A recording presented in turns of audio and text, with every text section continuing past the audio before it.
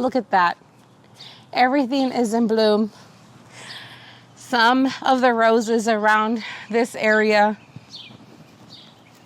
have bloomed their little hearts out, and some are just starting to come back for a second round. And I feel like a villain right now because these are some of the little struggles that we go through as gardeners.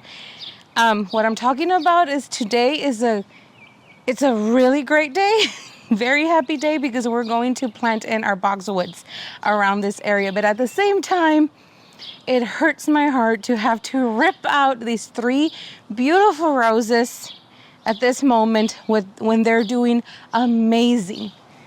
Before I start, we continue with digging these beauties out and planting in the boxwoods. Let's talk a little bit about these roses. These roses are they have done so amazing. They got planted in last summer in like the hottest time of the year. I think it was, I'm not sure if we were already in August, but we were hitting triple digits and it was super hot. And roses can be planted at any time of year as long as the ground's not frozen.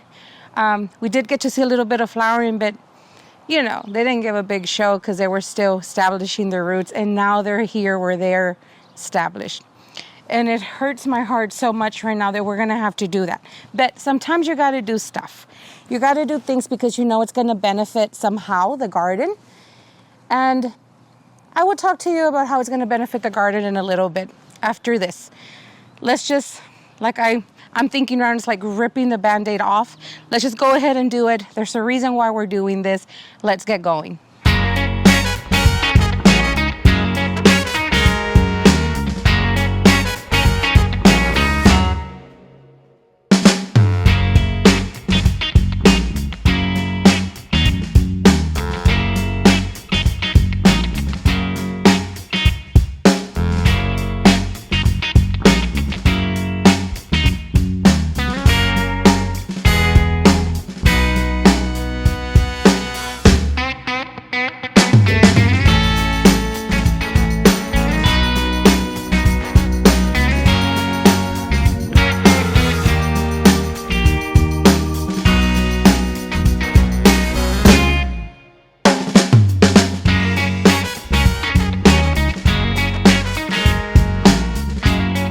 No way I'm just leaving these roses, these flowers on these roses right now. So I'm gonna go ahead and bring some indoors. Look at this right here. I'm gonna go hard on this one. That's a bouquet on its own. So who is this rose right here? This is also Easy Pink from Perwin Winter's Color Choice. So all of these 3 right here are from that collection from Perwin Winter's Color Choice, and they're the most easiest roses. A lot of times, we got some garden friends that go ahead and leave us message asking what are some roses that are easy to grow. These are great to grow. They're super, super easy. So I just like to take off the leaves. So just whatever the flowers. There's still new buds in there. That way it just takes up, the water it just takes up for those flowers. Look how pretty that is. So I'm hoping they don't go into shock. They don't get, a little bit in shock because we brought them out. We don't have super hot temps yet. I don't think I'm gonna remove the other ones.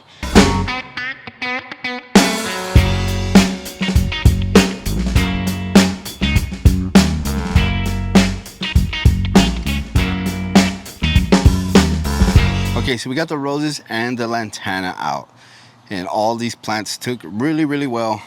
So the next thing is we need to find out how we're going to space these boxwoods that are going to go in here. And there's a zinnia growing right there. Probably just fell off one of the seeds when we were taking them out of the garden over there by the roses. But these plants took really, really well. So there was a lot of roots we had to deal with. And then you can see our irrigation, our drip irrigation. Gonna have to be real careful with that when we do these boxwoods as well, because I want them to get plenty of water so they establish really well the first time around. So we still need to see what other plants we need to move around. You can see that dichondra is going everywhere. So we may I want it everywhere. Yeah, Angie wants it everywhere. So we may have to pull Yeah. some out and maybe stick some in different spaces. So, you know, it continues to do what it's doing. Absolutely love the way it looks over here.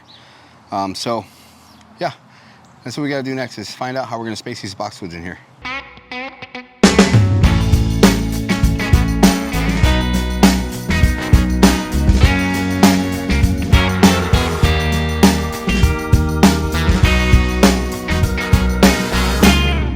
So I just finished giving the plants that we brought out, the roses and lantana, some water.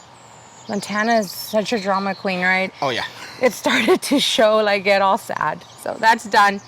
We'll take care of that later. Maybe we'll put them in a place we need more color, like the kitchen garden. Yeah. Okay, now that Band-Aid got ripped off, I feel better now because now I'm feeling really happy that we're planting our green in. So we're spacing it out. Make sure always, you know, when you're doing things like this, to set your plants how you want them, the spacing, make sure, do we need to remove somebody else? I don't think we need to move anything else. I was hoping not to move the Blew My Mind involvulus plant that we have in the bottom. I'm leaving that. I'm leaving that, and I'm leaving the dichondra. So you were telling me, Ambrose is the reality checker here for me on reality, meaning how much room we want to work with. So for me is this: do I want the boxwood super close to the fountain, or do I want it way out? So these grow, you said, up to 4 feet out? These can go 3 to 4 feet. The spacing is 3 to 4 feet wide, and they can grow about 4 feet wide itself. So the spacing right now is about 3 feet apart, so which is good because if they grow out to 4 feet, they're going to touch, and that's something that we kind of want in the future, right? So yes, but here too, I would rather go with what you said, 3, because plants grow really fast here.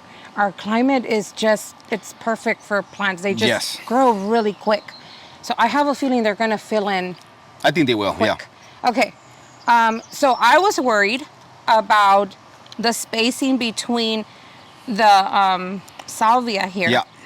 So these are just, they're done spreading? Yeah, so these are Rocking Plains Blue Salvia. They get about 2 to 3 feet wide, and they're pretty much at their max of 3 feet spread. So I'm not really too worried about it growing out anymore. They'll just grow up a little bit more.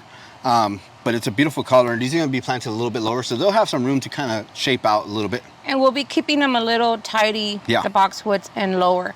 So my other concern is, and these are things that one thinks about before we start to plant, the fountain. Do we have future plans to put something different here? You know? We kind of do. We do. Probably find another type of fountain later on, an actual fountain. This is a bird bath. So yeah, if we do a fountain, we'll more than likely go with a pedestal. That way we're not taking up any space at the bottom there. So these are the things that we're making sure that we agree on. So in the future, Angie's not coming home with this big old other fountain. And even though our paths are a little bit narrow, I don't mind them. I don't mind narrowing them more if this circle bed has to come out a little bit more in the future either. So that's just some things to consider, like Angie said. I do want plants to spill out a bit from it. So that's why I'm okay with them being where they're going to be right here, not all the way out. Okay, so now I'm excited because we're going to plant these and I have a new toy to play with. Oh my gosh.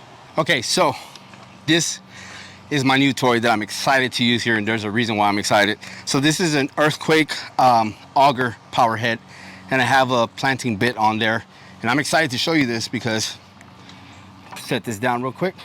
So we thought we were just going to be fine with the one that I bought her, and honestly that was just an impulse buy. I needed one immediately, so I just went to the nearest place that had one available. I couldn't wait for shipping, and we got the Harbor Freight one. But our good friends at Earthquake sent us a new auger, and I'm excited to share this with you guys because if you're dealing with any kind of soil like ours, and I know most of you do, rocky clay soil, this bit that they have is pretty amazing.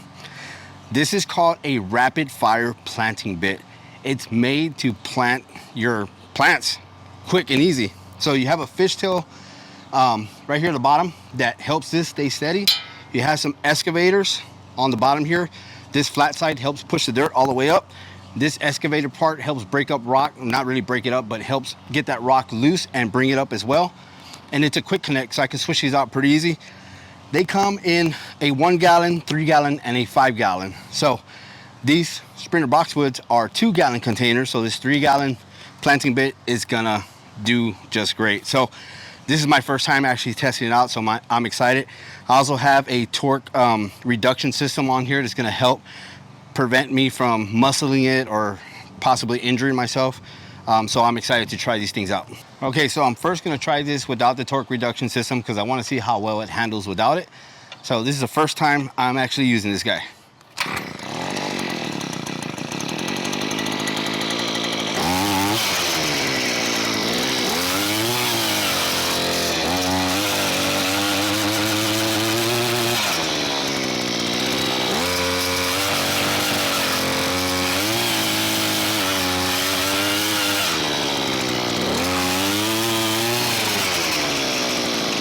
I would have been there like forever with the shovel or with the little drill. It's a little tough to get going because of the rock in there, but after it got going, it got going.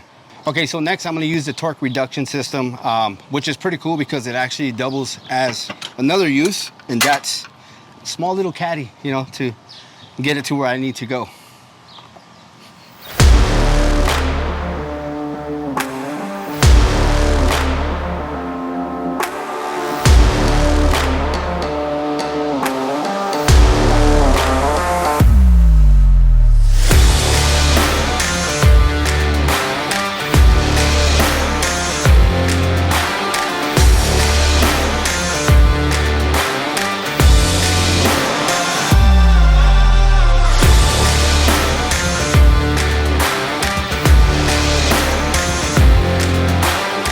Okay, so definitely coming down from a high right now.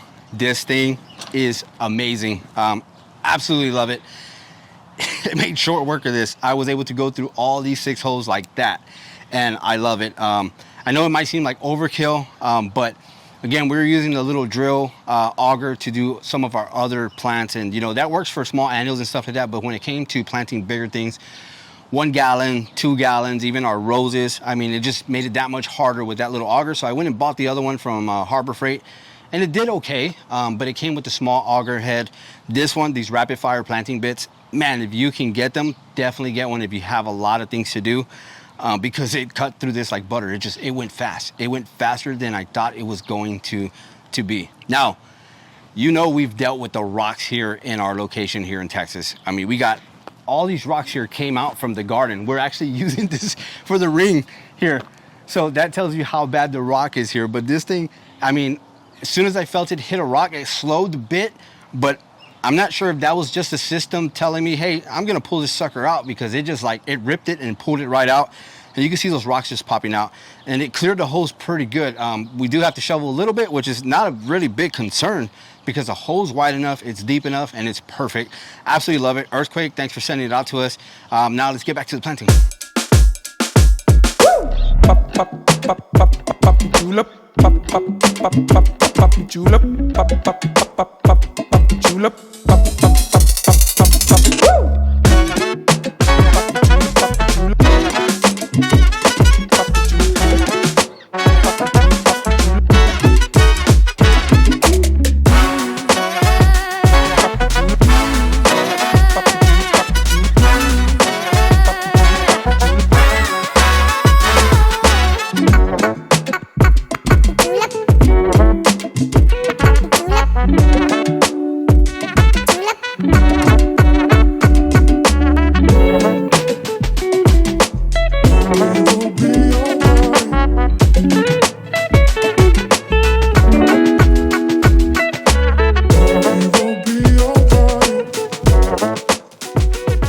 Do you miss the roses?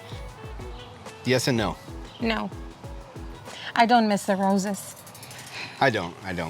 Don't. I wanted simplicity in the center of the garden, and I got it. Yeah. That's all I wanted, and greenery, and I love it.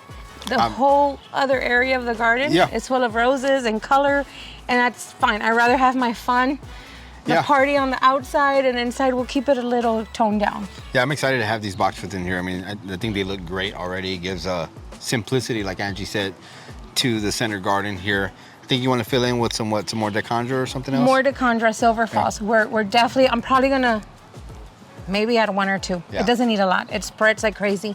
It's a really good plant for here. Yep. And we'll just leave the Blue My Mind Evolvulus there. I think the blue and green silver is fine. It's perfect. So now let's talk about the boxwoods, who we picked, why we picked them.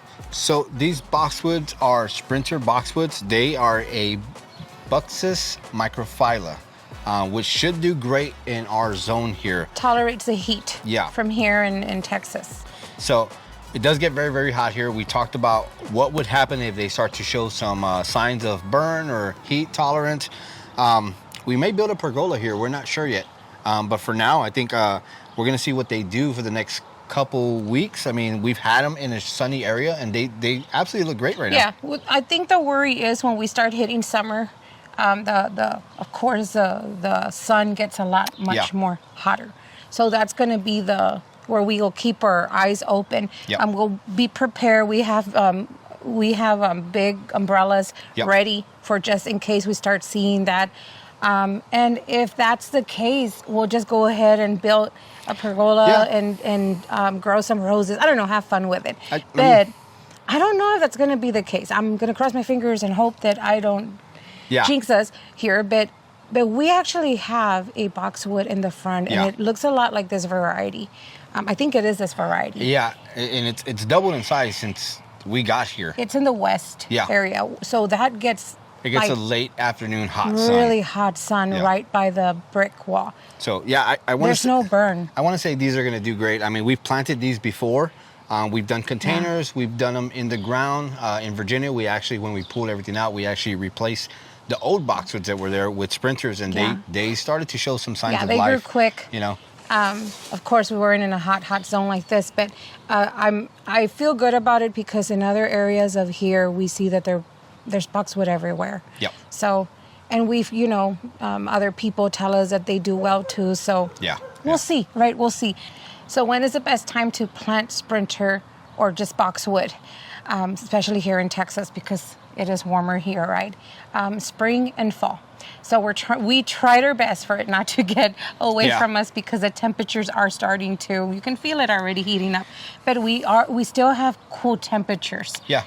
So we're good. Yeah, we're good still. Meaning the reason you want to do that is because you don't want to stress out the definitely plant. not. Yeah. You just don't want to stress it, and you don't want to start seeing them brown up, start misbehaving here. Yep. So another thing, water.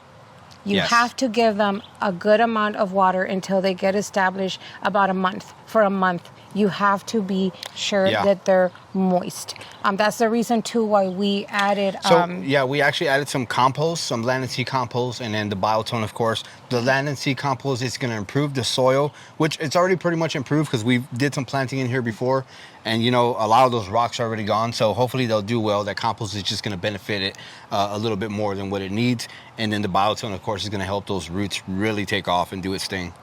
And we have around it, what helps a lot is the drip system. Yeah. So for sure, it'll be getting at least once a day in the morning, once a day watered as we've kept everything going here because it is one of the hottest parts of the garden right here in the back, which is east.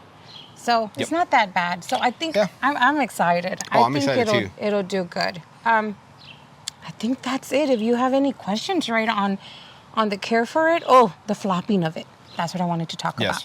They're young right now. Yeah. So, and you were telling me they're pushing out growth, so they kind of in the pots. Yep. But we are not in danger of freezing temperatures anymore. No. So right now we can go ahead and give them a trim if we want to, just so we can shape them up a bit if we want to. We'll see. Yeah, we might do that with some of the flopping. Like Angie said, you can pinch them off and they'll regrow twice as much and hardier. So that's one thing we might do. But, we'll see as time goes on. I'm just happy. I just want to go sit down over there and just stare at them. Yeah. So if you like this video, guys, go ahead, like, share, subscribe. We'll see you guys in the next video. Bye. Bye.